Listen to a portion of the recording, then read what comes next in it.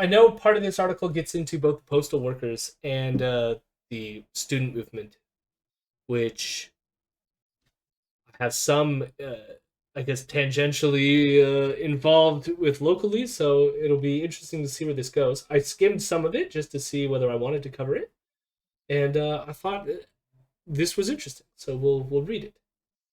Yeah, no, it's an interesting article. I liked it a lot. Do you want to give, if you read all of it, do you want to just give like the brief synopsis before we dive into it?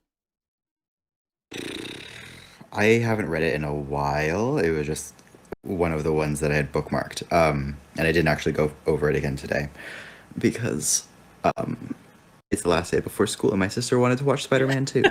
So, um, so yeah, it's like autonomous Marxism. So like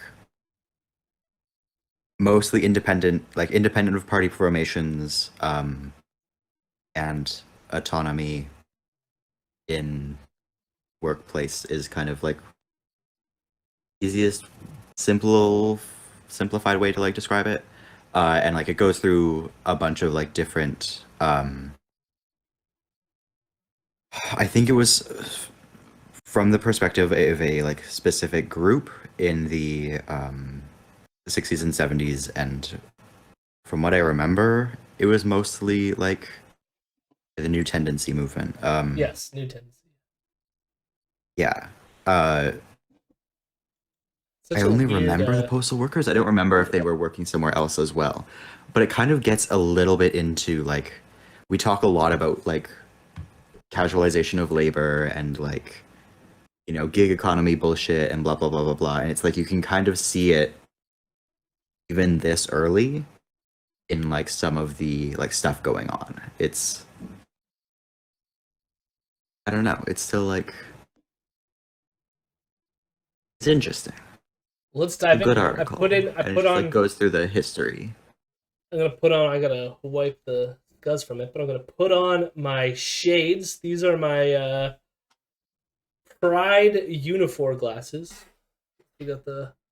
Although, fuck Jerry Diaz for supporting the liberals all the time, Fuck Jerry Diaz. but not all I'm gonna uniform. add a fuck Jerry Diaz command. I have a lot of friends who, labor solidarity. I'm still gonna support my uniform comrades, but I can't stand their leader right now. But these shades are awesome. No, no shade on the shades. Unifor. All right. Autonomous Marxism and workplace organizing in Canada in the 1970s. Autonomous Marxism. I should say this is by John Huot. Hoot? That's interesting. John Huot. And this is in Upping the Anti, a journal of theory and action. Upping the Anti is also just like a really good. They post really cool shit. They just had another edition come out like I think a couple of weeks ago. So And we support cool cool stuff. shit on this channel. So there you go. Yeah. Autonomous Marxism, from its headwaters in the early 1960s, workers' struggles and Marxist circles in Italy to multiple diverse social movement Marxist feminist spaces in many countries, has developed into a significant current in the global anti capitalist, anti oppression project for social transformation. During the 1970s, a small stream of workplace and community activists in Canada was influenced by the developing autonomous Marxist current that flowed from Italy across Europe to US and Canada. The goal of this article is to provide an account of this experience, focusing on how autonomous Marxist concepts were used to understand working class struggles in Canada and to orient workplace organizing, specifically in the post office. So again, we're going to hit on some of the post office. This account is based on my own participation as a political activist and as a postal worker, although based on documents and memory at a distance of 40 years. This account is relevant to contemporary movements in four areas. First, The importance of grounding theoretical development and anti-capitalist organizing and investigations directly connected to the actual struggles of workers and oppressed groups. Second, the relevance of the autonomous Marxist concept of class composition to understand the current stage of capital and the class struggle. Third, the importance of putting workers and oppressed people's struggles, not unions and social movement organizations, at the center of analysis and organizing strategies. And fourth, how the concept of power relations within the working class and oppressed groups can contribute to understanding the importance of autonomous movements, as well as intersectional movement building. I want to ask you a question right off the top, which is, what is the autonomous Marxism movement autonomous from, I guess? It's like for autonomous workers, basically, but also Okay. autonomous from the party form of the sort of mainstream communists, and like the communist parties and stuff like that. Fair. I was just curious. Sorry, I got a little bit distracted I while know, you I were saw the reading because I uniform was thing. doing the Nightbot. Yeah. What does it say? It says, fuck Unifor President Jerry Diaz. That dude sucks. Why would you leave the Canadian Labour Congress just to endorse the Liberals? Gross. Fuck you. Again, they didn't just leave to vote for the Liberals, but that was a part of it. They left because they were raiding other unions. And raiding, for those who don't know, it's where because a union umbrella organizes a bunch of locals. And so, say another union has organized a bunch of locals, but one of the locals is dissatisfied with their parent union. The process to go through with dealing with that is usually to go through the Canadian Labour Congress, because you don't want to create a scenario where the unions are competing with each other in a competition to gain locals, right? In the same way where it's like, this is about solidarity, not competition. Like, competition is just going to destroy the solidarity within the labor movement, right? And what Unifor did, now they would argue that the local that they raided, that they took, was being mistreated by their parent union. I can't even remember what the parent union was to this local that they took, but Unifor went in and basically raided a local from another union. And doing so violated the Constitution of the Canadian Labour Congress, and that is why they are no longer a member of the Canadian Labour Congress. But part of the Constitution of the Canadian Labour Congress, which has been consistently ratified, is the idea that the Labour Congress supports the NDP. So with not being a part of the CLC anymore, he's been more flagrant in his support of Liberals. I don't know if you're entirely constrained by the Constitution as a union. You can still choose to support whoever you want. It's just the Labour Congress itself can't. But yeah, so he now just feels more free to go and do that. But anyways, the new tendency and I edited the Jerry command. Yeah.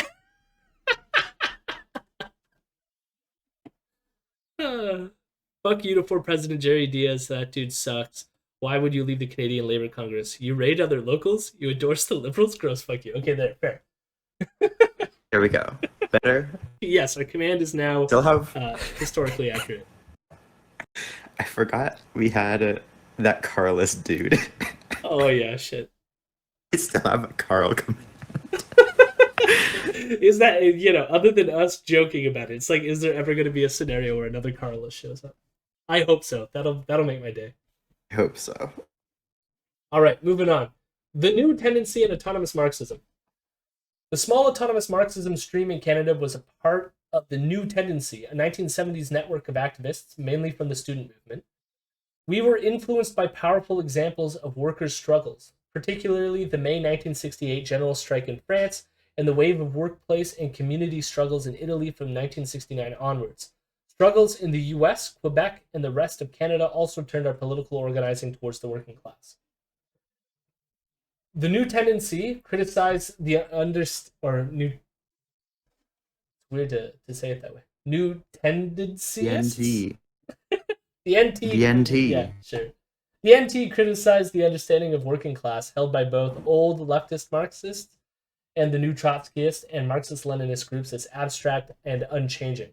on the basis it did not reflect the specific conditions of working class and capital in advanced capitalism. For the same reason, we rejected the dominant vanguard party building approach, which held that class consciousness and revolutionary leadership cannot develop within mass struggles, but has to be transmitted to mass struggles by the external vanguard party. Unions and other mass organizations were thus transmission belts of revolutionary class consciousness between party and masses. So I guess there's an autonomy there. Yeah. I'm going to take off my union glasses just for a second. Didn't think of it's maybe harder to read this stuff with the glasses on. NT activists were influenced by a new Marxist. Can do some reading. Oh, you can? No, the reading's fine. It's just with the shades it makes it. We can make it. Maybe next section we'll mix it up. Yeah, we're doing it like kid rules in class, trade paragraphs and NT-activists were influenced. NT-activists were influenced by a new Marxist theory and organizing approach in Italy called Operaismo, or workers' autonomy, which developed during the 1960s. Important writers include Mario Tronti, Tony Negri, and Sergio Bologna. Bologna?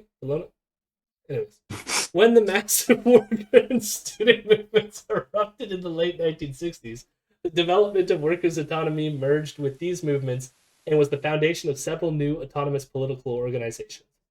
Workers' autonomy posed fundamental challenges to social democratic and Leninist parties and their affiliated unions.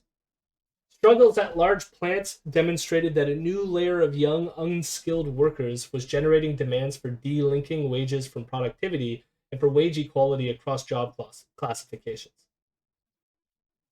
I wish we were still sort of fighting for that. Doesn't seem to be on the table much anymore. Yeah. No, and that's part of like why I found this article so interesting was a lot of the like little bits of like what used to be fought for and used to even be talked about versus like nowadays.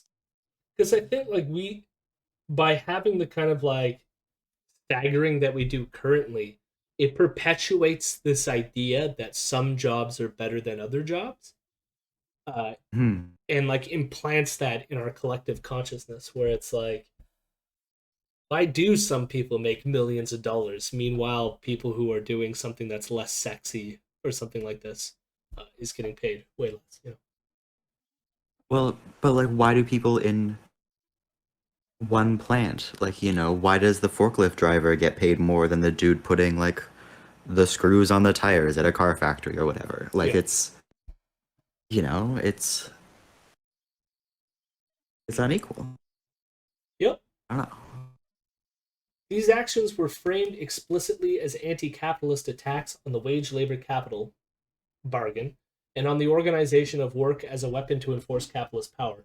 Furthermore, they were advanced by workplace organizations, autonomous forum unions, and left parties. The NT was also influenced by early social reproduction feminism. Not even sure what that is. I don't know enough about my...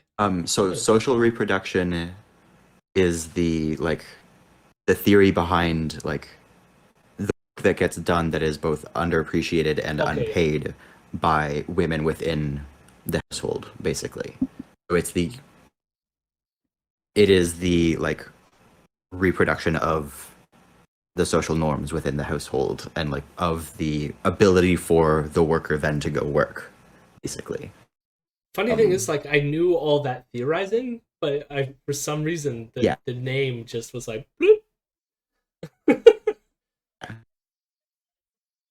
So the NT was also influenced by early social reproduction feminism and by the CLR James related group Facing Reality in Detroit, with collectives in Toronto, Windsor, Kitchener, Waterloo, and Winnipeg, no London, and ongoing contact with US, British, and Italian autonomous Marxist organizations. The NT was the largest AM-influenced activist network in North America. To develop an understanding of class struggle in Canada, the NT's first priority was the investigation of the conditions and pattern of workers' struggle struggles among different sectors of the working class. This investigation was practiced through direct participation in working class struggles, although our theory asserted that working class power developed in both workplace and community struggles. In practice, most investigations and organizing were in workplaces, which is usually where that happens. NT active. It's Sorry, what? just sorry, like in that like the idea that a group. This was from the paragraph before that, but like the idea that a group activists could just be like, oh well, you know, we're engaging with a new theory, and so we're just gonna like set up a network across 5 different cities and go into workplaces and start doing labor activism is just like so. Also, like, I don't know, and the idea that in Canada, like I guess this would have been the NDP still, wouldn't it? Or would it have been CCF? 70s? That's NDP. Yeah. The idea that both the NDP and the Communist Party were present enough in workplaces to be something you could even be autonomous from are also, and like that the union was like felt present enough in workers' lives as well. Like all of those things are just like, is that still around? Is that still a thing? I mean, not autonomously. I mean, like, from being a part of the Labor Congress, I mean, you get things like um, the OFL, like Ontario Federation of Labor, will try to like, but it's more like top down. You know what I mean? They'll come up with some sort of strategy that then they'll try to like feed to the shop stewards who would then go to the union floor and do stuff. This seems to be more like activists outside of the labor structure coming to the workplace with these ideas and like inseminating it like bottom up, uh, which sounds cool. It's just like I don't know. Yeah, I don't know. It's that work is harder, and I think it's like there's limitations to that nowadays. Like already given like the gig economy, but like even now with everyone working from home because of the pandemic and all this stuff, like temporally, extremely temporally, like that would be hard to do. Hmm. But still worth somewhat trying. I mean, like I don't know. Let's do it. Let's try to infect the labor movement to do better things. What about? Yeah. Yeah. Did I already read this one? We are here. NT activists were involved as rank and file workers in the auto industry, the post office, rail, medium-sized industrial plants, nursing homes, and public sector offices. Since our main goal initially was to investigate workers' struggles, we did not advance an organizing agenda. We supported rank and file struggles and their leaders, in sharp contrast to other left activists who immediately sought steward positions, tried to recruit workers around their political organization's agenda, distributed leaflets calling for more militant action, and got involved in local union politics, often aimed at getting local leadership positions. That's interesting. Hmm. I don't know even if like that would. I mean, that's like weird to facilitate in the sense of like, well, then don't these people, the rank and file people you're supporting, shouldn't they already be supported by their stewards and stuff like this? I don't know. I mean, I guess they fail at that No, sometimes. because So like you the know, idea is like they're supporting the rank and file struggles rather than like in opposition to other left parties and activists who would then go who okay, yeah, instead yeah. would go in try to take over as steward who would try to organize things themselves, whereas this is going in and seeing what people who have worked there forever want Actually and need want and are as opposed, struggling yeah, yeah. for and just helping them push for that rather than kind of trying to take over and infect your own ideology into it or whatever. Did you want to read that, or did you want me to keep going? Wait, what? like you said, did we want to do the child thing, or did we switch over? Did you? No. I thought you said, "Did you want me to read or did you want to keep going?" I was like, "What?" Oh, sorry. That's the Yeah, same no, option, yeah, isn't yeah, yeah. it? Yeah. Um, Or for yeah, let me you to just figure out. I'm gonna pull it up on my phone. Okay. we're on key autonomous conceptual tools. Key, yeah. Uh, Workers' autonomy provided three key conceptual tools for understanding the class struggle in advanced capitalism. First, workers' autonomy occurs when the basic thrust of struggles is to satisfy workers' needs autonomously from workers' function to maximize surplus value as waged and unwaged labor. This autonomy has two aspects: content and organizational forms. Anti-capitalist content is expressed in struggles for a greater share of surplus value produced for less work.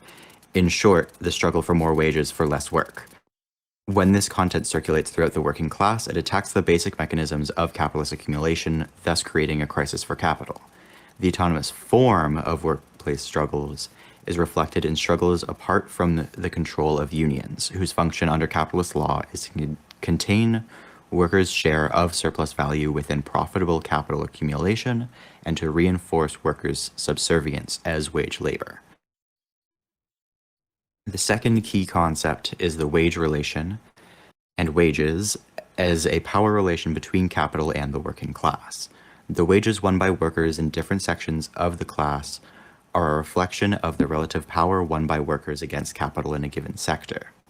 Divisions in the working class from high wage to low wage and wageless constitute a hierarchy of power based on the wage that these sectors have won in struggles with capital, and not simply the price of labor as a reflection of relative labor market power.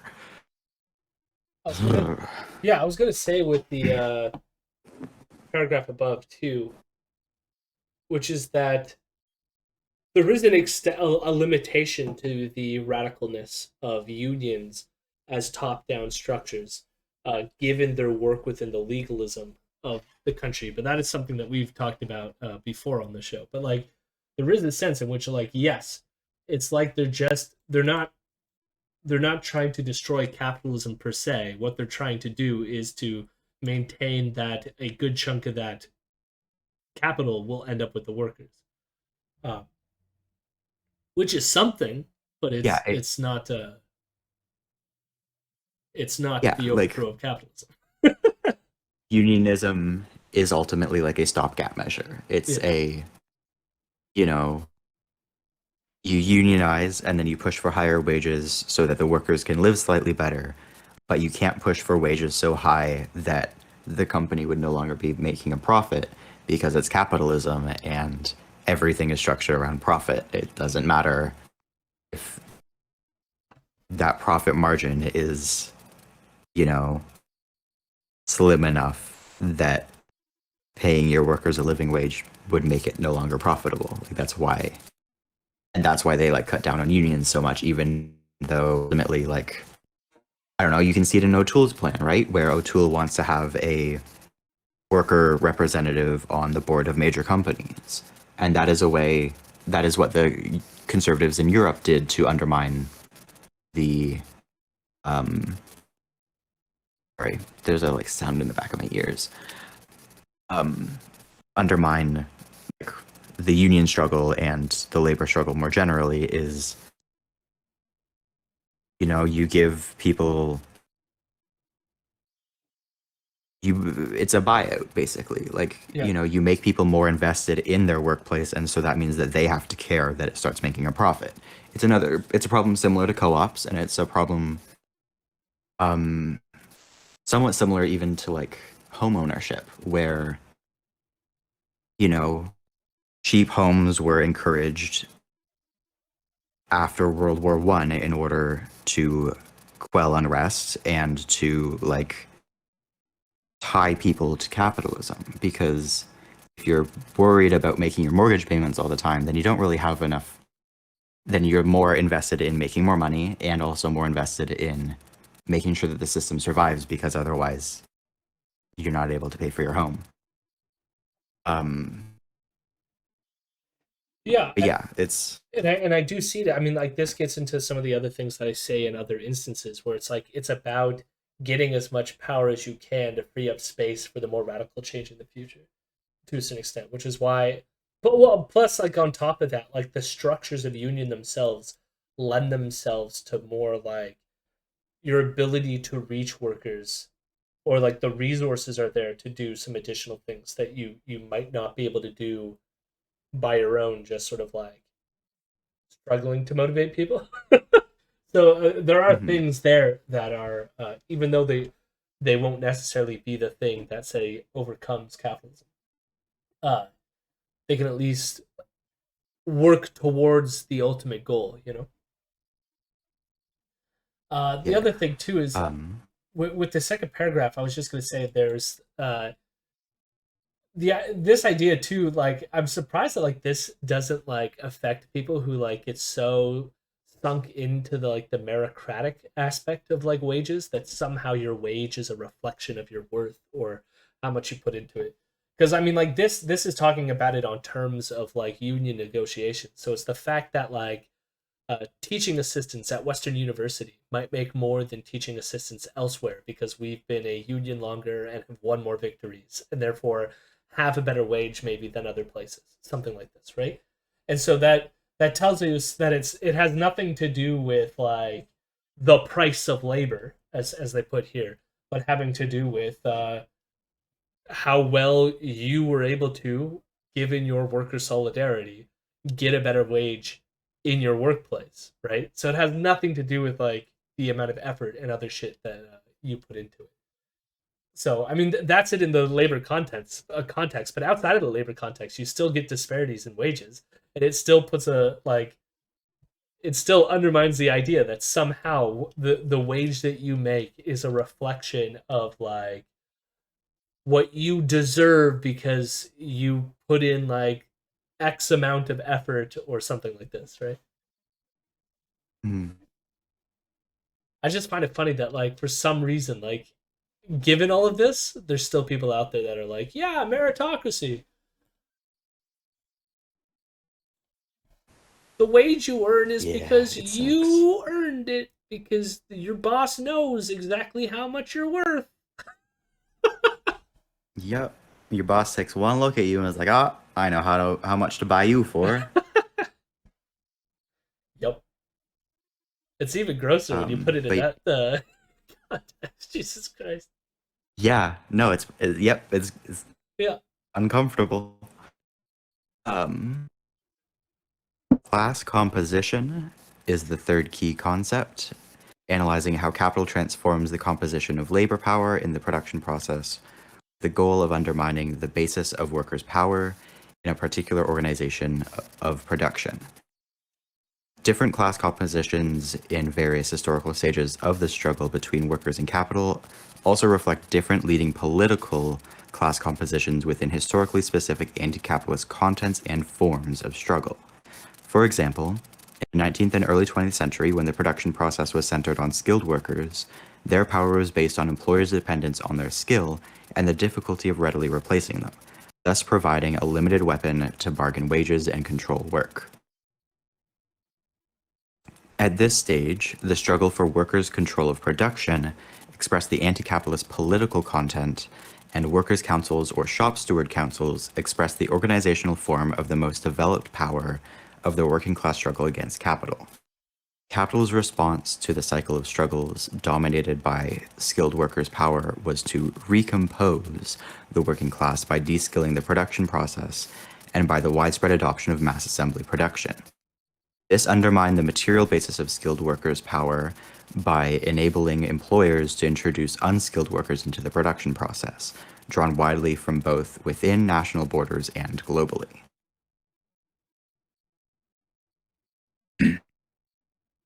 The subsequent Fordist cycle of struggles in the factory, extractive industries, and offices until the 1970s was dominated by the mass worker.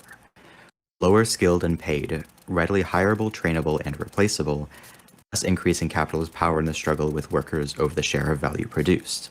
But just as capital recomposes the working class, so too the working class recomposes itself through a lengthy cycle of struggles, yielding new anti-capitalist contents and forms of organization. Examples were the Industrial Workers of the World, One Big Union, and the Congress of Industrial Organizations, CIO. The anti-capitalist content of the mass worker was expressed in the struggle for more wages for less work. In short, the struggle against wage labor. Organizationally, the struggle developed autonomously, especially after state regulation of industrial unions after the 1930s, at times below on the shop floor, and often in opposition to unions. Like, this was kind of what I was saying about, like, touching kind of briefly on the casualization of labor and the gig economy type shit, where it is like this is a return to a sort of earlier form of work where, you know, the lower skilled and paid, readily hireable, trainable, and replaceable is like the ideal worker type of thing. And there was that brief uptick under Fordism of unions that like kind of protected a little bit in the industrial context. And then over the past, 50 years or whatever, have slowly been like whittled down. Well, globalization largely gutted them in many ways. Uh, Although we're now seeing a resurgence in like union activism in other countries.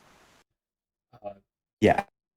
but then there's also, I don't know, it's weird to me that you haven't seen like the gap between this kind of like industrial organizing and what we have now with the gig economy.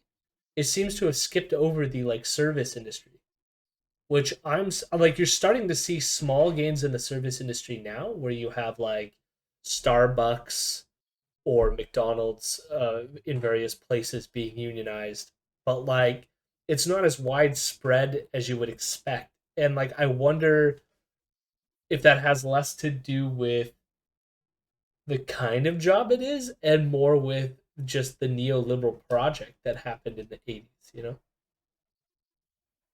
Yeah, but like, I don't know, I think that the important part is to kind of frame it um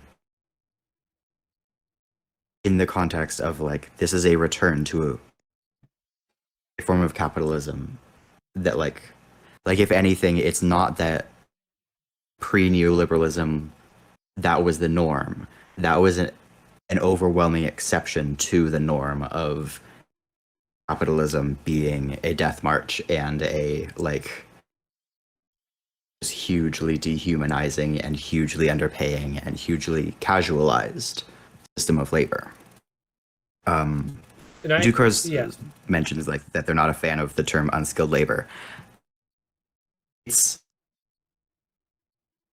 like it has its place. Like I feel like it's, well, if it's especially within the factory context where it's like it went from highly specialized and like needed a lot of preparation and work to figure out what was going on to kind of like you can sit somebody down on a chair and show them how to press their little things or screw their whatever and be done training in like 20 minutes. Like that's where it comes from. Like yeah, I was gonna say, like, it almost feels like better to like refer to it as like ease of replaceability. Uh, yeah, I mean yeah, I mean, even like the there they skill, because I frame feel it as like, lower skilled and paid. yeah, I just think, and I realize I don't think like the article is doing this, but like a lot of people talk about unskilled labor, but and it like almost implies like these people aren't doing anything, like they're just like brain dead automatons that could just be shoved into this thing. But like, you know, they're still working hard, so like I could see how the term itself, like, I don't know, devalues, already sort of like devalues these people, but like it is put in place as a sort of like the idea of making them replaceable is to devalue them in a certain respect.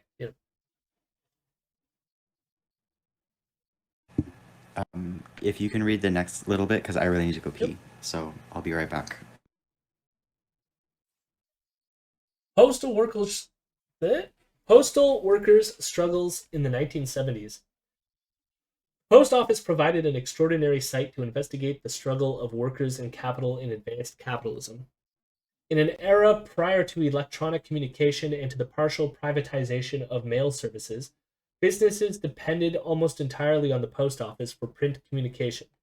With 90% of all mail being business related, the post office was essentially a state provided service to capital.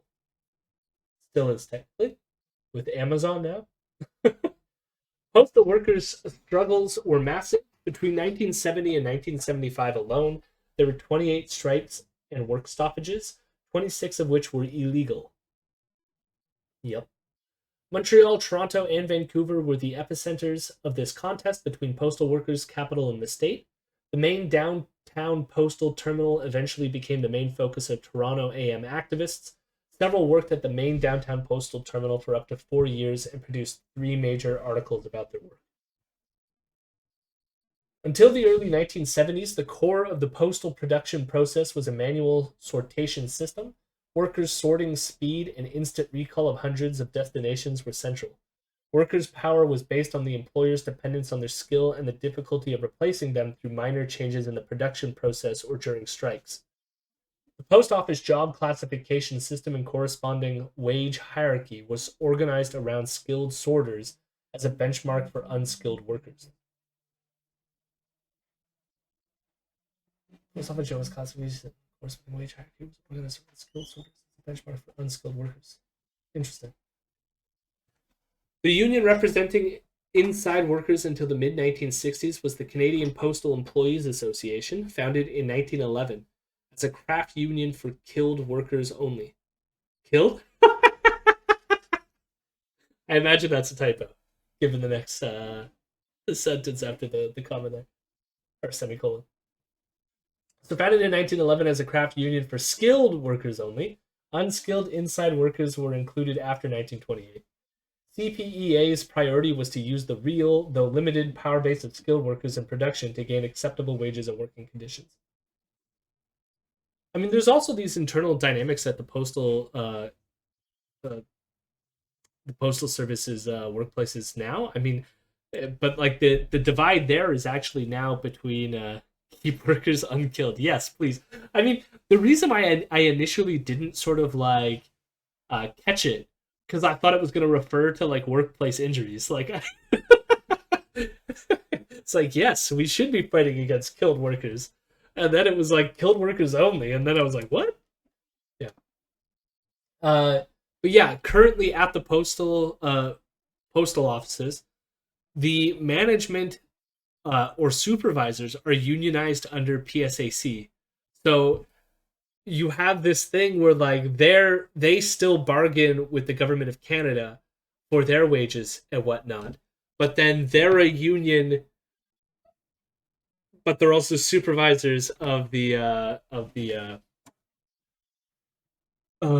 workers. Yeah, it's fucked up. I mean, they do a pretty good job of like staying out of the thing and not crossing picket lines or at least going through the process because they're not technically allowed not to show up or whatever. So there's usually like a process in place where the Cup W workers will be up front, on strike, and then the PSAC employees will come and like what's called like negotiating the line before they let you pass and like go into the building. Uh, and that all gets worked out when you come up with the strike protocol and stuff like that. For skilled postal workers and a state employer, this accommodation started to break down by the early 1960s, with mail volumes rapidly increasing.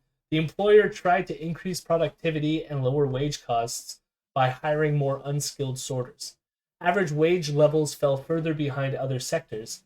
These trends culminated in 1965 in a 3-week illegal strike, which led to the formation of the Canadian Union of Postal Workers. Cup W was determined to use a new collective bargaining system, including the newly won right to strike, to gain better wages and working conditions. even though the Liberal government of Canada has not upheld that and illegally forced them back to work twice already. Fun news about the pro-labor liberal organization that we were talking about earlier. Sorry, pro-labor. I have returned. I was just mocking the liberals for being pro-labor. By the early 1970s, several Cup W contract strikes had won wage increases that outstripped productivity increases. The employer responded by de-skilling some manual sortation and by large-scale hiring to handle increasing mail volumes. Young workers brought a new culture of shop floor resistance to waged work, including generalized insubordination. Hell yeah. Generalized insubordination. We could do with more of that. Slowdowns, sabotage, absenteeism, high turnover, as well as direct action on the shop floor and wildcat strikes. Their struggles grew parallel to and often in conflict with the union's contract strikes. Local union officials, mostly older skilled workers, policed these struggles to contain them within the confines of the collective agreement, including calling in police to escort workers across a wildcat picket line during a 3-day wildcat in 1973. Not cool. Not cool, older union officials. Don't do that shit. Oh, any similarities there Currently? between now and then? What was that? With PSAC? I mean, they weren't doing that necessarily, but what do you have something else in mind? No, I mean, I was just older union reps just not wanting to do anything and just being like in bed with management is my only like personal experience in a unionized workplace. I just think like, yeah, it's like there was the one what union was he with? OSSTF, I think, the high school union. Secondary schools? Yeah, and Yeah. he was trying to tell me that like, oh, cops are fine because his daughter's a police officer, so therefore our unions should not be Black Lives Matter supporters. And I that was one of the last meetings when I was an executive, and was just like, I'm kind of done with all the old people who are representing our labor Congress. I support the Labor Congress, and I think, but young people need to get involved. Dear Lord, do not let it rot by the old people that are sitting at the fucking top of this thing with no fucking. Especially they're mostly education unions, and like, it's not that I have a problem with that. I'm glad that they're organized. We helped. I walked the picket line with all my. All of them, actually. I went to the OSSTF picket lines as well as the ETFO picket lines, but I find a lot of them tend to be more centrist-y. They still support the NDP, but they're the more like right-leaning NDPers who are like pro-labor, all that fun stuff, but are just like, let's have another march. And then nothing else, you know what I mean? It's like we need fresh minds in there to spark some creativity and get some activism going. NT activists identified these forms of resistance as characteristic of the mass workers' autonomous struggle against capital and essential building blocks for workers' power. For the vanguard left, they were at best fodder for more militancy to advance their group's agenda. At worst, they were disruptive of the union's collective bargaining relationship with the employer. The employer was fully aware of the cumulative anti-capitalist effect of these struggles, lamenting in the business press that productivity per worker had declined 12.5%. There's always you could always point to some decline that's usually an in-house study that is based on no information. Yeah. We got that again. Peter Fragiscatos, when I confronted him about his vote to force the CUPW workers back to work, his response to me was to say that the CFIB study showed that businesses were losing money. What the study was a self-report. So it was basically CFIB polled a bunch of local small businesses and asked them how much they lost during the postal workers strike, and they just offered up numbers that were not like checked, not like anything. It was just self-reporting losses. So people who were relying on the post office to sell their products were complaining. Even though there was no evidence on the CUPW side, they were showing that the rotating strikes were still like keeping up with. So there were some delays, but packages were still shipping out. There was no evidence that there was a loss of money. And yet, Peter Francescatos bought the CFIB line. And it's worth noting that the CFIB specifically runs an anti-union campaign. So Peter would also position the fact that his mother was a union organizer for the seamstresses. And so he was like, look, I have union organization in my family. Like, I'm pro-union. It's just that, look, the CFIB said, like, they're losing money. Meanwhile, the CFIB is specifically and explicitly an anti-union organization that runs union breaking seminars to tell businesses how to destroy union efforts. Peter Francescatos, fuck him, vote him out of office, please. Vote Dirk. Liberals, remember? They had a statement on how supportive of Labor Day they are. Yeah. I hate them so much. I know, me too, Jesus Christ. The state employer recognized that wage gains and shop floor struggles had created a crisis for both the reliability and financial viability of a vital service to capital. The long-term solution was a complete recomposition of the technical composition of labor power through technological change. The goal was to eliminate the power of the skilled worker, increase productivity, and re-establish work discipline through the technological regulation of an unskilled, lower-paid, and easily replaceable labor power. CUPW's strategy was to focus bargaining on tying lower wages in the new de-skilled job classification system to the skilled sorter benchmark. Several contract strikes in the 1970s and a 12-day illegal work stoppage in 1974 revolved around this union goal.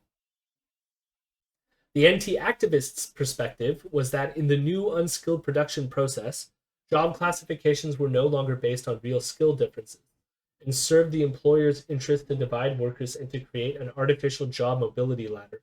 During the 1973 contract strike, we advanced the goals of wage parity for all sorters, manual or machine assisted, and worked to close the wage gap between skilled and unskilled workers.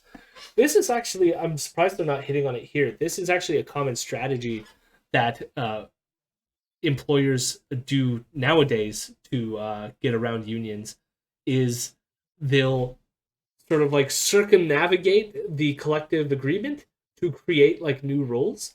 So like we had to deal with this on campus with our own teaching assistants, right? So you have a specified list of like things that a teaching assistant does.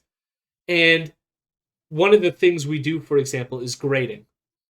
So then come exam time, they'll be hiring all these graders.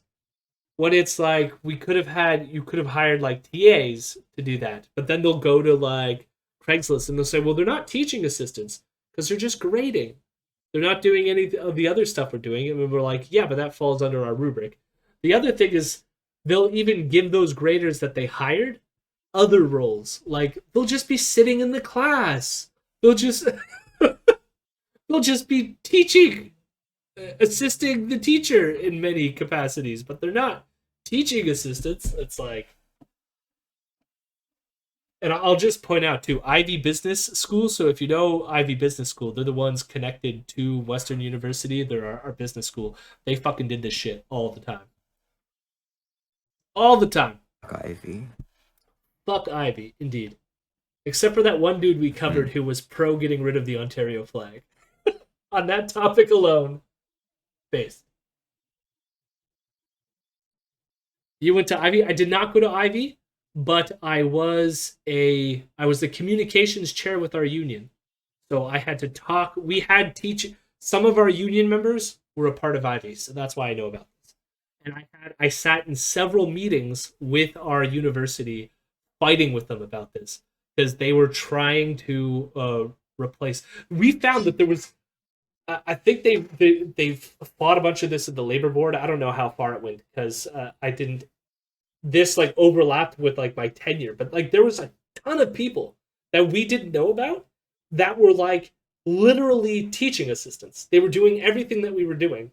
Yet Ivy was like, No, they're just student assistants. And like we had to fight it, being like, no, these are our union members. You're basically just creating a new category, calling it something else, and like taking people who should be represented by the union and paying them half of what we make. What you made was garbage, wasn't it? It was, I mean, it was already garbage, but imagine making half of what we make. Yeah. No, exactly. Yeah, it's University of Western Ontario is fucked up. Anyways, that's how I'm connected to Ivy. I would never go for business school. Never. Never. I mean, I had to teach some of their students ethics. That's the closest I got to Ivy. And I grade some of their essays. And, It costs like $35,000 a year or something too. It's insane. yeah. No, what I mean, the Western population is primarily like business students and stuff like that. They're it's young white males is a lot of them. Can't believe you are bad mouthing, trashing, humiliating the pay of our brave student assistant heroes. Yes, yes, I am correct. They'll make an extra 30 cents per test just during the pandemic. The thing is, like, we seemingly make a lot. Like, this is the other thing that the university used to like fuck with our publicity, because like we made something around $45 an hour, but then like the amount of hours, it was like 10 hours per week. So 45, but only 10 hours per week, and only for like 8 months of a 12-month period. So it seems like, oh yeah, but you make $45 an hour. And like, if you compare us, here's the other sad thing: if you compare us to other universities, our wage was higher than theirs, but largely because we've been around longer as a labor union. Uh, but even then, we're still way, based on like our hourly and like what we make, we are below the poverty line. So it was something like 40% of our members were using the food bank because they couldn't afford food. So, Yeah. the NT Okay. activists' perspective was that in the new. Did I read this one already? Or I don't think so. no, we did that already. So Yeah, we did. Yeah, okay, yep. Do you want me to read for a bit? yeah, go for it. All right. The 1974 occupation sit-downs and national illegal strike. I'm gonna grab a drink as well, so I'll be right back. And hello, Progressive America. Okay. But you can keep reading. I'll just in April 19... Yeah. In April 1974, the suspension and firing of workers in Montreal's main postal terminal led to a rank-and-file-led occupation of the terminal, which was broken up after 6 days by riot police. Immediately following the occupation, the National Cup W decided to broaden the fight to reinstate over 300 Montreal occupiers by directing workers across Canada to sit down in lunchrooms after reporting to work. Unresolved contract issues about pay and classification were also made conditions of the settlement. After several days of the sit-down with mixed worker support, the National Cup W ordered that the sit-downs be terminated and postal facilities across the country be picketed, in effect shutting down the whole postal system. Only a small number of Toronto workers picketed, with some crossing picket lines along with most members of the outside workers' unions. NT activists in the main terminal were very involved in building support for the sit-down and subsequently organizing picket lines. This included an in-plant mass meeting of hundreds, which was disrupted by the Cup W local president, called in by the employer to break up the mass meeting. Brought Montreal rank-and-file postal workers to Toronto to talk at picket line meetings. We called this a concrete way to circulate the struggle. National work stoppage was settled after 6 days of picketing. The settlement included no discipline against any participants in the Montreal occupation or in the cross-country sit-ins and illegal picketing. Also, the employer agreed for the first time to bargain the new classification system for less skilled mechanized sorting, had been exempted by law from collective bargaining. Bye, Muda. Have a lovely evening. And hello, Progressive American.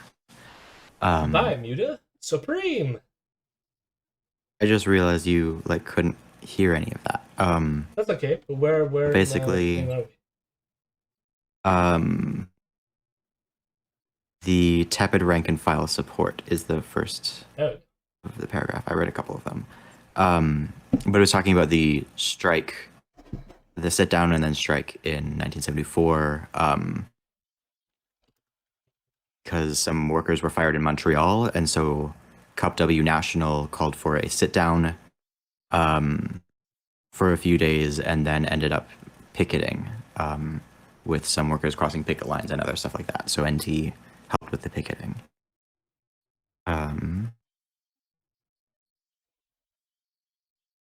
and yes, no. Yes, we did cover Trudeau giving. Yeah. Also, I'll post the article again in chat just in case people missed it, but this is what we're reading. You can follow along easily as well. And we will post or read ahead and come up with clever things to say. I mean, you can obviously watch the stream when it's done over again if you wanted to catch up on that stuff. But like I'll also be clipping the earlier stuff for YouTube at some point as well. Yeah, we watched some Labor Day videos from the parties and some other ads. And on that note, this Labor Day podcast is brought to you by the refreshing taste of Diet Pepsi.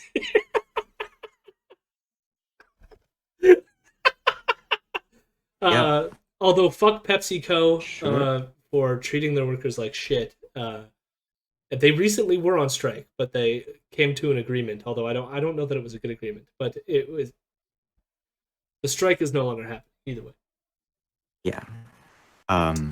Tastes like fuck exploitation. Pepsi, but also fuck Pepsi, but also give them back their fucking submarines. What? They have submarines? Pepsi used to have, I think, the 5th largest navy in the world because they traded around $3 billion worth of Pepsi for a bunch of diesel submarines with the dying Soviet Union. Did they say Generation Next on the side of them, or? They repainted them Pepsi colors, took them on a world tour, ending in Norway, where they were sold for scrap metal. Yeah, and fuck the Nabisco staff. Fuck Oreos. We fucking hate Oreos in this stream.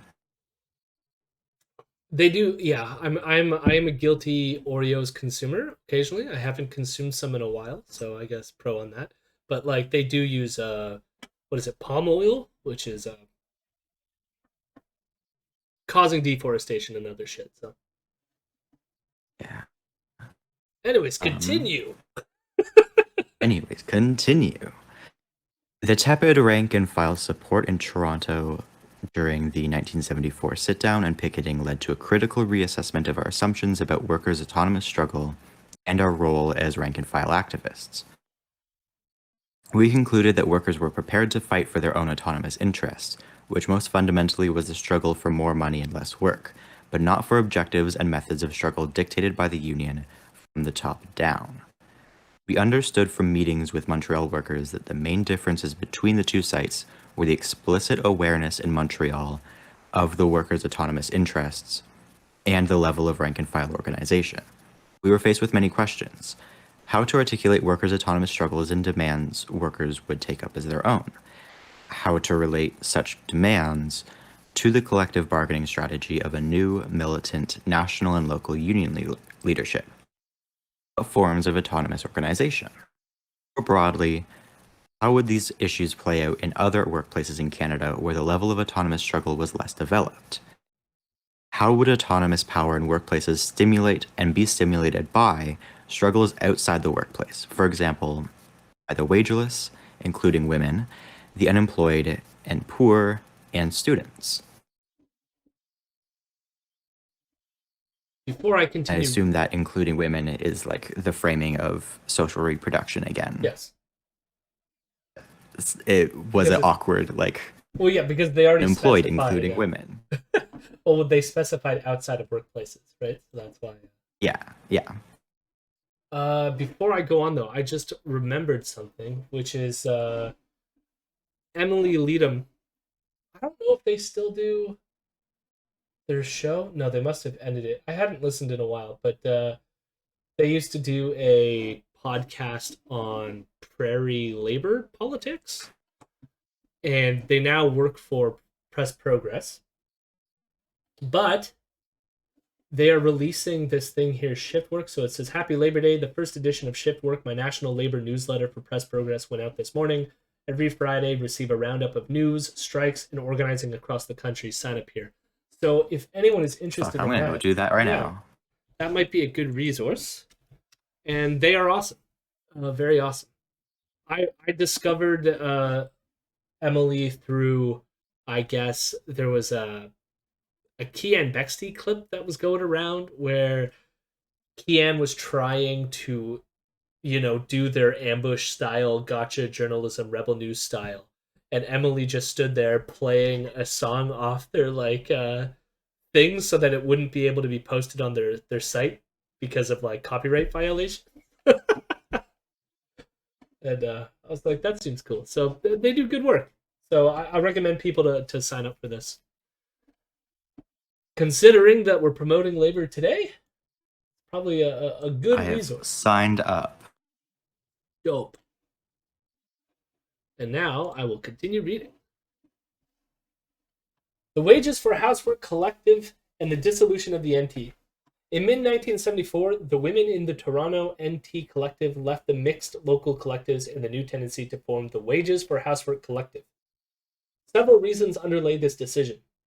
First, discussions with Maria Rosa Dalla Costa and Selma James during a 1973 visit to Canada sharpened the conviction that women's autonomy was essential for developing women's class power. Second, the increased recognition of the importance of social reproduction in advanced capitalism provided the theoretical and organizing focus for a Wages for Housework campaign. Third, the women's conclusion that the focus of NT activity on male-dominated workplaces reproduced the sexist hierarchy of power in capitalism and neglected the political priority for developing women's power in social reproduction. Pretty straightforward. The women's decision had a far-reaching impact on the NT project.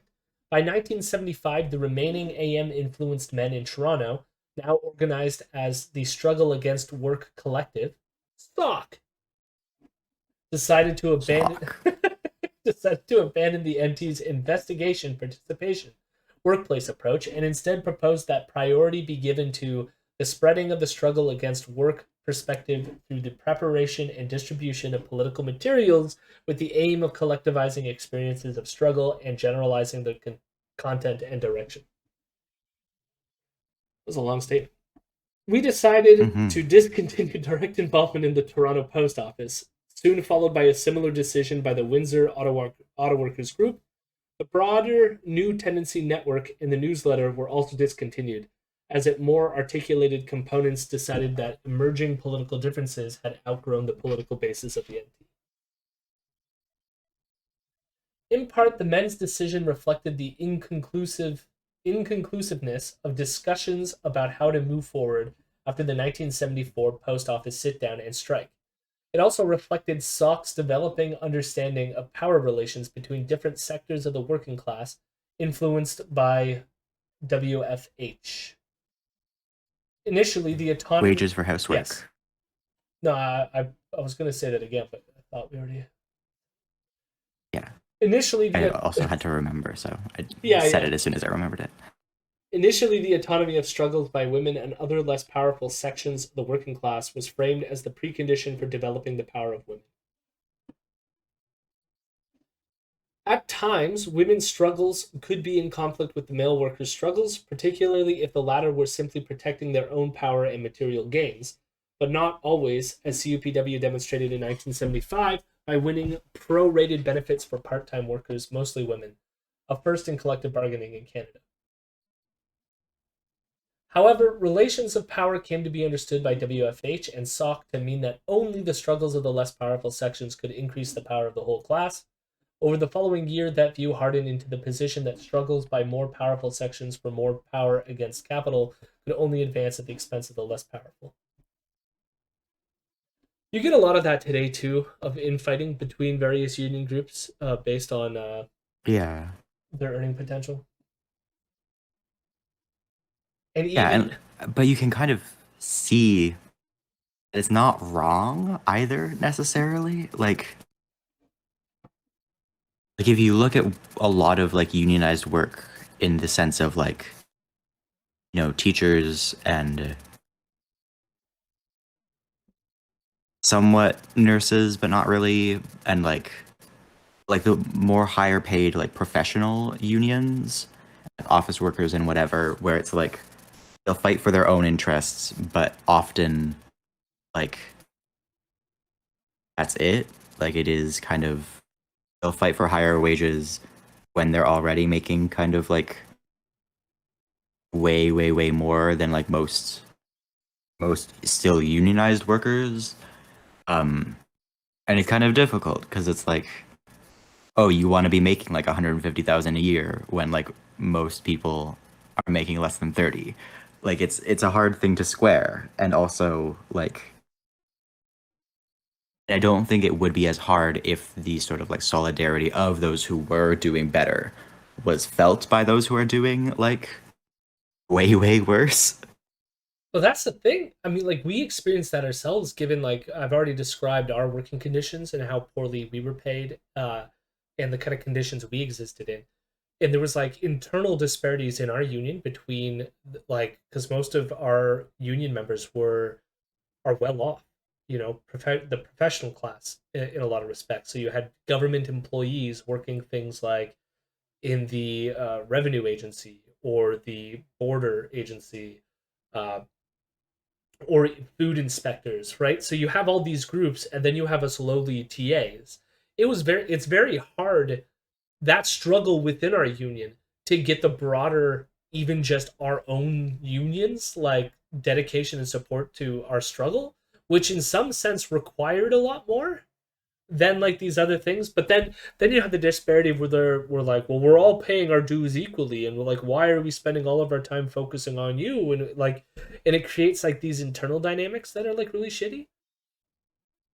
And then there's also just like in the broader labor movement generally, like our own labor activism, like when OSSTF and ETFO and CUPW, when they go on strike, it's way like it's huge, it's public, and like they represent a lot more things, and there was a lot more broader support for it within the broader labor movement. When we in our own like university are going on like a strike, it's hard to like, for one, because you're seen as like privileged students, but that people don't realize the poverty of people who are dedicating their lives to paying all this money for an education.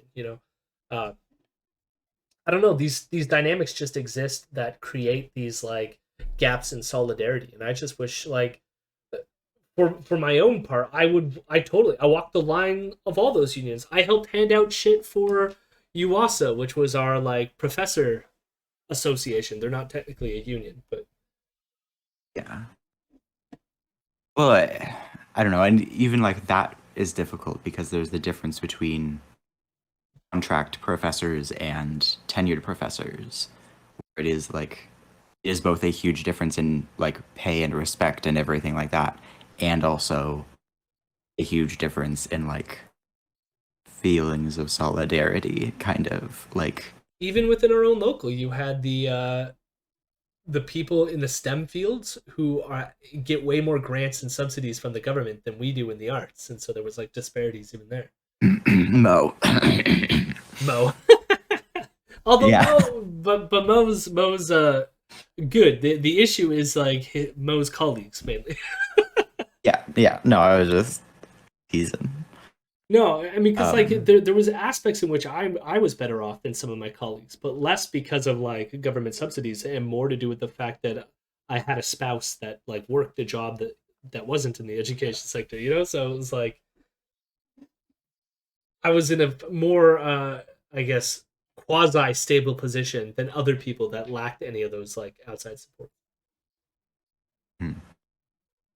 But I mean, there's a general just like conservatism, like even within some union members, like specifically in some of these things of like we should be fighting for things like either like a basic income or some sort of like financial support. But you get a lot of people even within unions who are against things like that because it's like, well, I'm working. Why? Like, it's the same typical conservative bullshit that just pervades everything. Because being a union member does Mm. not like alleviate you of the same kind of like class snobbery and antagonisms that exist in broader society. Yep. Anyways, huge detour. Yes. By But ni- that's what we do. Yeah. By 1976, SOC divided over the issue of power. One group defended the hardened position and advocated that the collective priority should be support for the WFH campaign. The second group argued that the struggles of both the less powerful and more powerful sections against capital could advance the power of the whole class.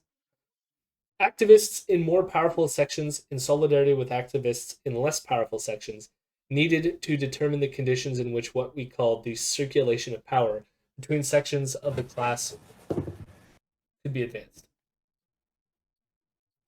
The NT experience demonstrated the importance of grounding theoretical development in anti-capitalist organizing in investigations directly connected to the actual movement of workers and oppressed groups.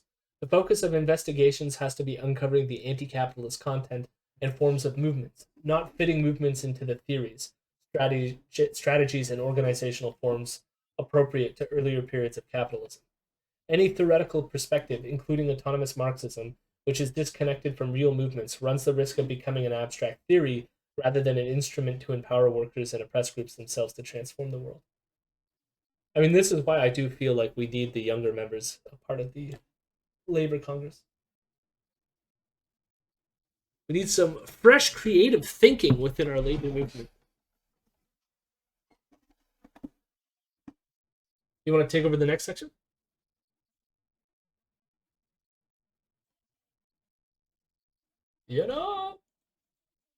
Unless you exploded, and in that case, I can just keep. I just realized that I'd been muted. I'd been responding this whole time. I was like talking, and like it felt like you were pausing at the moments that I was speaking, so I didn't even. God. Anyways, um, Sorry. God. Ugh. No, I feel dumb. I was talking to myself. Um, Class composition and capital. Since the 1970s, the significant changes to capital and working class composition are usually ascribed to the exclusive initiative of capital through measures such as globalized free trade, deregulation, and privatization. A shrinking traditional working class is relegated to defending past gains. The concept of class composition remains important to analyze the struggles which have produced the decomposition of the mass worker and the progressive recomposition of a new class composition by the 2000s. This approach points to the historically specific anti-capitalist content and forms of workplace struggles and other mass movements in the era of the global working class and capital. For example, in recent years, university contract faculty and graduate teaching assistants in Ontario have waged some of the sharpest struggles in the public sector. Nice one, Jody. We do our best. Political analysis of these struggles tends to focus on bargaining strategy, strike tactics, and conflicts within the union locals or between the locals and the central union. These struggles are usually framed as resistance to the neoliberal agenda of the universities, including lowering the cost of academic labor. A class composition focus would start from an investigation of changing class composition as a product of struggles between academic labor and the neoliberal state and university. It would investigate the anti-capitalist content and forms of organization generated by this change in class composition, including consideration of autonomous organizations of the academic precariat. I love that term. Not only at individual colleges and universities, but also regionally, irrespective of union affiliation, which could advance these struggles both within and beyond unions' collective bargaining strategies. This approach would also investigate the degree to which the new class composition of the academic precariat is shared with other knowledge precariat workers outside the academy, as well as how anti-capitalist contents and forms of organization circulate, as happened between global justice movement activists, York University precarious faculty, and Ontario anti-poverty activists in the early 2000s. Yeah, I think the one thing too is that York in some ways is positioned where they can like take more advantage of that. I mean, we did our best to connect with our like local United Way and with the Labor Congress. I mean, most of the reason why I was involved in the Labor Congress is because when we were mobilizing for a strike, we were like, we need, we need other people's support. you know. Mm-hmm. I mean, I remember the communists showed up. There were quote unquote global justice movement activists type of thing showing up as well. Like it's I don't like it is wanna about poo-poo connections. the communists, but like Yeah. they weren't like Oh, I know. huge or like any support helps. Obviously, it's more of just like I think it's different when you have like other larger sort of like grassroots organizing, which like I wish London had more. I like Yeah. there's some things happening. Like I feel like the Safe Space network is getting pretty good. Uh, but there's various groups like that, but like I don't know if there's like cross pollination in that or like finding ways in which these groups can help each other because that organizing is largely I guess they're more at risk locally, so they tend to be a little bit more muted than other organizing and just like I don't know. But Yeah. I don't know. London Acorn is really growing too. Like Yeah, that's true. I mean, there's also probably connections that could be made with the uh, Oneida on the Thames and stuff like this through the local indigenous activism. mhm. I don't know. Yeah, it is all it's always very loose. Very like interpersonal rather than like organizational, I guess. Is how a lot of activism works in town. We need to make London better. Make London better. Make London Not shitty. no longer London. Yeah, exactly. Make the Same right thing. people throw rocks at you. Yeah, that's a good motto. Oh, okay. Class composition needs to be analyzed throughout the entire cycle of production and reproduction, including unwaged work, from the local to the global level, using the theoretical advances since the 1970s of both autonomist Marxism and social reproduction feminism. For example, the precariat and migrant workers and their specific forms of struggle have already been the focus of investigation in this perspective. Finally, a class composition approach would provide an alternative to the party-building approach by grounding the circulation of the struggles and power of workers and oppressed groups in the real movements which develop power in struggles with capital. Longer. Oh, okay, it's not that long. I was thinking like No, the space on scrolling on my area, phone was like, whoa, like I think we could just got 2 seconds. that seems left. Yeah. I scrolled up and then I lost my place, so that was kind of dumb. Workers' autonomy and unions, right? Yep. I could take by collective bargaining law and historical practice, unions contain no. I'm reading this one. You can take the next one. Fair enough. By collective bargaining law and historical practice. No, if anything, I'm just catching up because you read the first two. Okay. I'm making sure we're synced up. Come on. By collective bargaining law and historical practice, unions contain workers' struggles within collective bargaining with individual employers over the narrowest range of wages, benefits, and working conditions around which a deal can be reached, which will keep the employer profitable. All forms of active solidarity by other workers are legally prohibited, including mass pickets, solidarity strikes, and secondary boycotts. Once a contract is signed, the union is legally bound to confine workers' struggle within the grievance arbitration system. It is therefore important not to conflate workers' autonomous struggles with collective bargaining and union political action.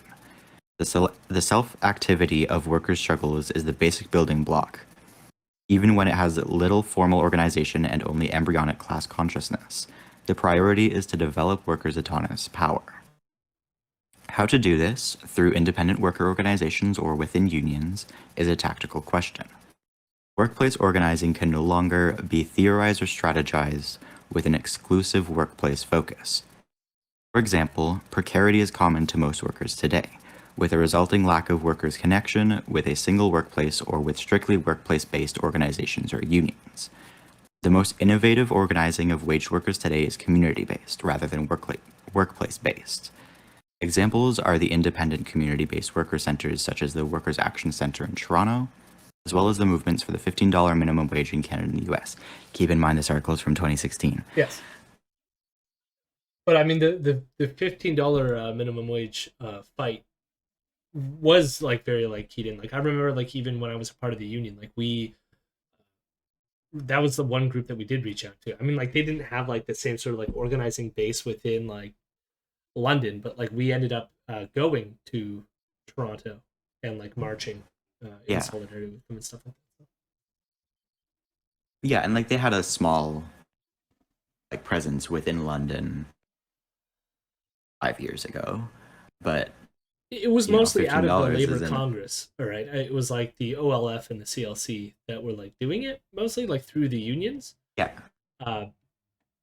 But like because like I mean like they obviously were doing this in like connection with the unions, but since it wasn't specifically targeting union workers, it was targeting government to get the wage up.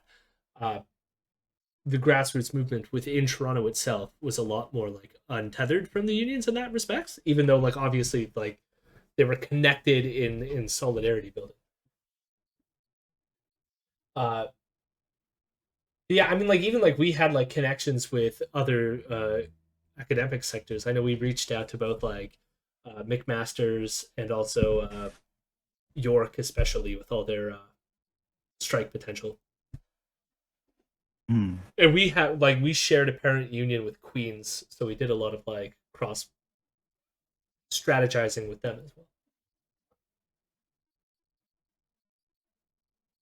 Autonomy, power, and the working class. It's just London kind of sucks for a lot of that stuff. I'll just yes, I mean the one thing that a lot of our complaints can be summarized by that. Yeah, and like there's a lot of reasons for it that cross the divide between being class issues with being largely cultural issues, which is like the interesting like doing the podcast that we do, because I like it is. I have to say it's weird with what happened this year with the attack in our city. In that like it really, I always felt like London was the nexus, but then it was like weird having us sort of like be a cultural nexus in that respect, and it just keeps on becoming prescient in ways that terrified me. But yeah. But I don't know how to fight that. I mean, like there were some moments where I was like, I guess more optimistic when like when the pandemic first hit and like a bunch of people locally we got together and started doing the mutual aid stuff, and but then it slowly just got infected with landlords and like small business owners, and Jesus Christ. You talk about people who do not have any fucking solidarity whatsoever. Landlords and small business owners. My lord. Because they start We're forgetting one category, and that is cops, though. Oh well, they become their own fucking cops. Like you would be surprised at the amount of times when we had people being like, "Oh, this person's asking for stuff, but they don't need it. They're clearly like trying to like steal things from people and blah blah blah." And we're like, we're not in this to police who actually needs something. This is like if somebody says they have a need and somebody is willing to part with something, we will connect the two of you. You know, we're a mutual aid thing. We're not gonna like start like means testing or running some fucking like spreadsheet of like, do they in fact need this? Do you qualify for our mutual aid? Like, fucking hell. Yeah, that's I don't know. The like push for means testing stuff pisses me off so much. Like You know, like, everything for everyone. That's it. That's it. Like and like even if it like you had some people complain about like some of these people would have like mental health issues or something like this, and so they're like, therefore that like you shouldn't. They're just going to keep asking for more, and like you would have people like narking on family members, and it just got to the point where it was like it drained me fully. Like there's still people doing it in the mhm. community. I just got so fed up. I think I still am the admin for the Facebook page, even though I do absolutely nothing for them anymore. But like I would if No they gods, asked. no Yeah, masters. I would if they asked. But like they got in sort of like a cycle, and they were doing their own thing, and I was like, I don't want to moderate landlords anymore. I'm done. I'm done. Because we I remember like the split happened within the split happened within the mutual aid like groups, because it was primarily on social media at this point, but like on our page was when you had some people near the beginning of the pandemic, after a couple months of lockdown, advocating for like rent strikes because we're still paying rent at this point, and like some people like didn't have jobs, right? And so you had some people saying like, can we organize a rent strike? And you just had fucking landlords coming out just like insulting people, telling people you're lazy, you're worthless, all because like they lost their job to a global pandemic and couldn't pay their rent. Like they're just Yeah. toxic human beings. At least the ones that you know, I'm against landlords generally, but I imagine some aren't that degree of asshole beyond just being a landlord. Some of them took it a little too far. All right, let's We finish should this have off. somebody on to talk about housing at some point and talk about like the labor tenant board during COVID and everything like that. Because it's We the shit that I've been hearing out of that is like horrifying. oh, there's someone I could probably tap for that I follow on Twitter. They do work in Montreal. Yeah, I can reach out to them. We had earlier on the podcast Sam Hirsch, and they were organizing rent strikes in Ottawa, but that again was closer to the beginning of the pandemic. Uh, I can't remember something. Oh yeah, I can't. I I remember. mean, we would need someone in Ontario anyways because the landlord tenant board is a Ontario specific thing. Like if we wanted to talk about Yeah, yeah. I'm bullshit just that saying, like has been going on. housing and rent organizing. At least I would recommend. I don't know if follow Conrad Metro Bunny. They do a bunch of tweets that I really like. Anyway, especially when it comes to Look up if your city has an Acorn tenant union as well. that as well. All right, let's finish this off. Autonomy, Yeah. power, and the working class. The understanding of divisions within the working class and oppressed groups as relations of power has relevance today as a way to ground these divisions as fundamentally different relative levels of power and wealth resulting from struggles against capital in the workplace and community, locally and globally. This is an alternative to framing divisions as divide and conquer capitalist tactics or as the inequitable distribution of existing power and systemic advantages among identity groups. This would also reframe conflicts and convergences within and between movements. For example, it is strategically important to assert the organizational autonomy of struggles of less powerful sectors, low waged and wageless workers, racialized workers, women, to set their own strategies, demands, and methods of struggle in order to develop their power and thereby increase the power of the whole working class. This goes beyond the representational approach in the labor movement or other movement organizations, where representatives of less powerful groups such as women and racialized workers are allocated leadership positions. I would also say locally we have a bit of this issue, even with the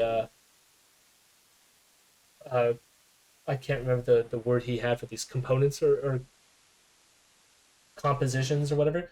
For example, I'll just say this: the Black Lives Matter Facebook group in London, even though I'm repping their stuff here, Black Lives Matter London, uh, promoted Ariel Kayabaga for London West, even though she's running as a liberal, uh, because they said representation matters, and Yeah. representation does matter, but like the Liberal Party is not the representation you want. Yeah, that's so disappointing. And I get where it comes from, but it's yeah. It's, Brian Chang is running to be the federal MP and unseat Marcy Len. Yeah. Oh, yeah, we're talking about Toronto Centre because I guess Susie Morrison is the housing critic for the NDP provincially. Susie Morrison has been helping Shauna Lukowitz recently a lot. I've seen that on like Twitter. Oh. Yeah, even though she's like an MPP, obviously, but and I'm sure Susie Morrison is Toronto. a nice and lovely human being, but she took to a podium to criticize our emergency motion to block the passage of the IHRA definition of anti-Semitism bill that the conservatives were pushing through.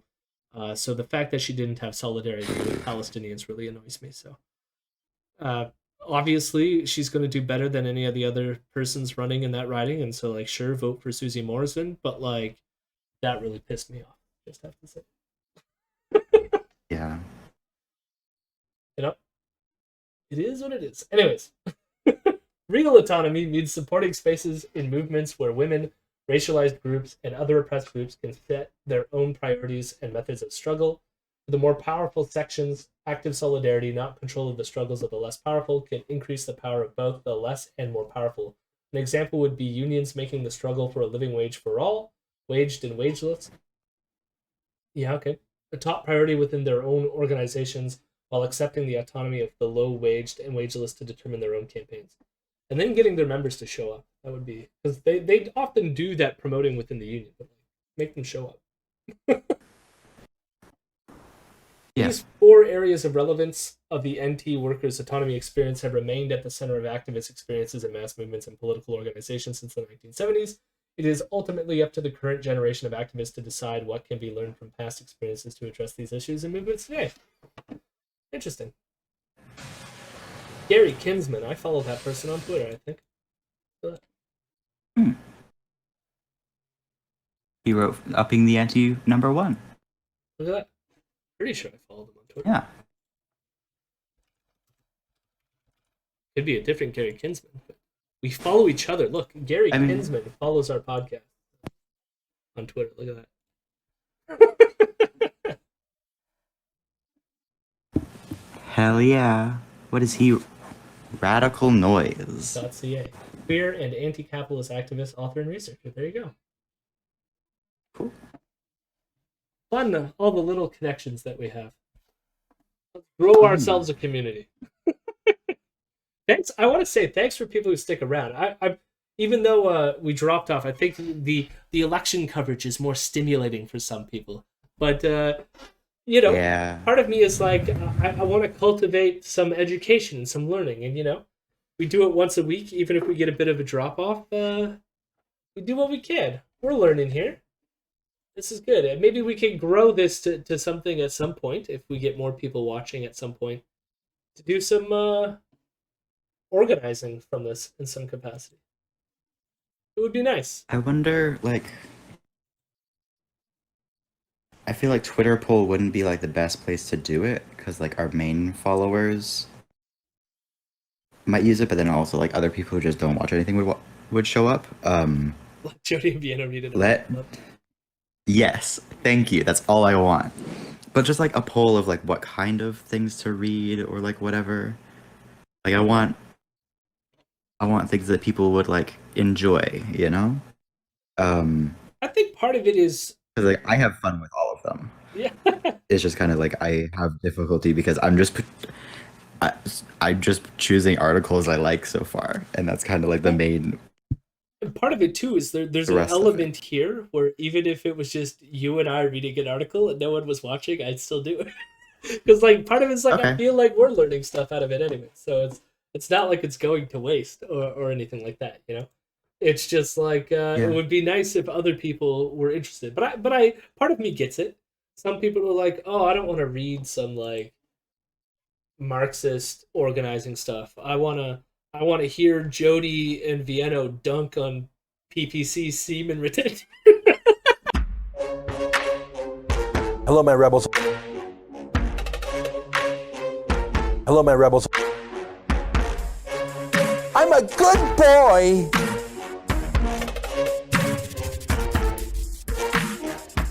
I'm a weirdo.